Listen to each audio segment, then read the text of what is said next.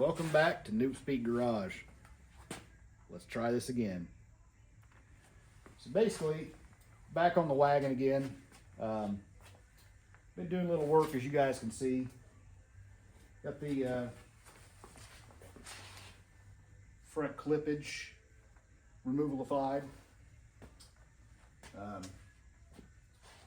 Been kind of trying to lay my peepers on how to make all this new front suspension work. I'm gonna grab you guys and kind of bring you on in a little closer.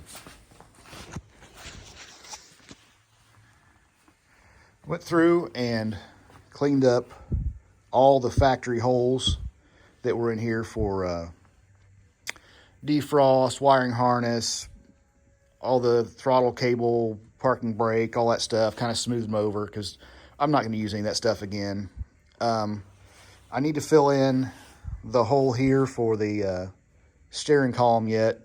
I bought a Flaming River column to put in it, but I don't know exactly height-wise where it's going to come through, so I'm kind of waiting on that one.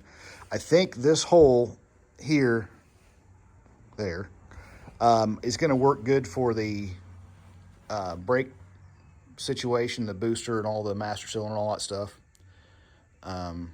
I need to fill in, there's one down here still, I got to fill that in, but that's no big deal.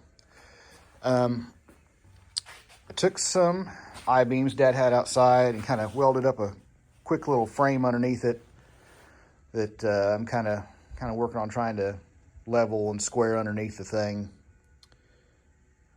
This is my first rodeo, so I'm trying to do this as good as I can, but I feel like I'm maybe getting a little bit too picky about some of this stuff. Last swap meet, I picked up this pretty sweet bracket that's a Kugel Components makes this for the brake pedal, and you just use whatever one you want. You just gas axe the other one off, so that'll be pretty nice. I can bend that around and make it where it fits good.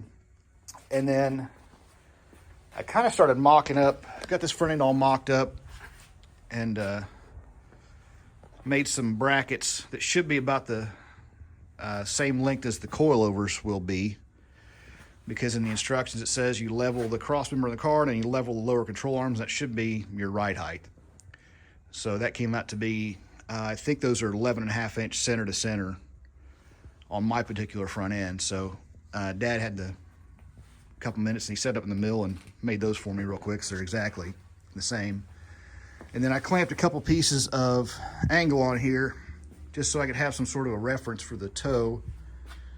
And I started tearing this other side apart so I can kind of show you this, but I took a Starrett square here and kind of laid it out here, and then a set of calipers and measured from the center of the spindle back to where the square was, and took that distance and marked that over here, and then came back with a little machinist square, and there is my wheel center.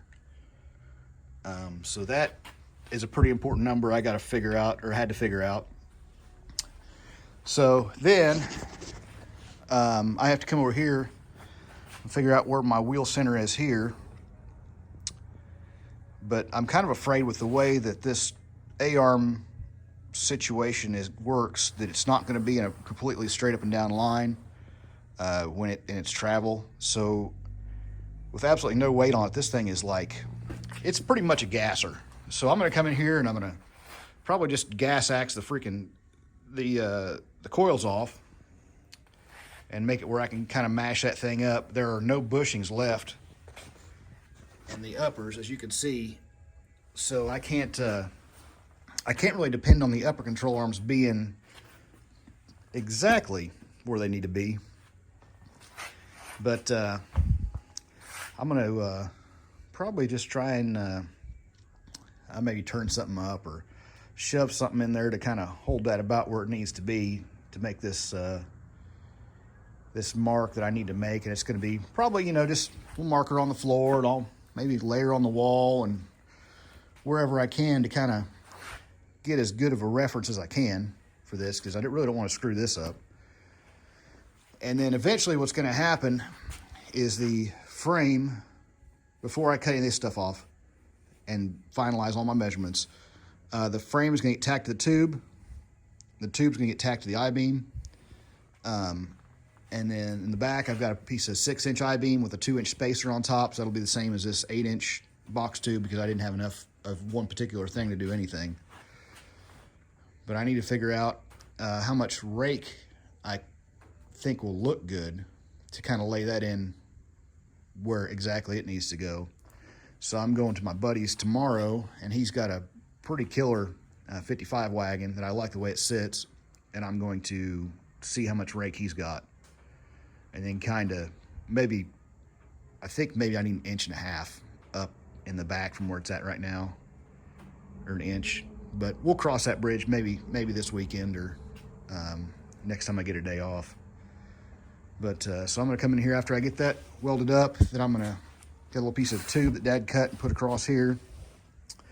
And I'm going to weld some brackets going down, and then maybe coming across like this. I need to keep these frame horns exactly where they're at now because that controls absolutely everything with the front end, front sheet metal alignment. And I'm trying to make this thing look pretty well nice, you know. I kind of like to build nice stuff. But anyway, so yeah, I'll give you some more updates when we get there. Thanks for tuning in. If you made it this far, well, we'll try her again next time. Talk to you later.